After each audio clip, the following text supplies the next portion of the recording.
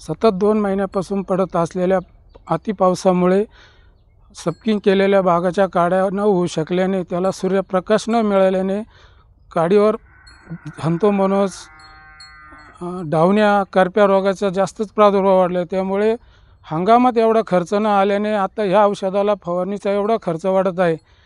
त्यातली त्यात आता द्राक्ष बागेत पाणी साचल्याने ट्रॅक्टरसुद्धा चालवता येत नाही. मोठं जिकरीचं काम होऊन बसलेलं आहे द्राक्ष बाग करण्याचं.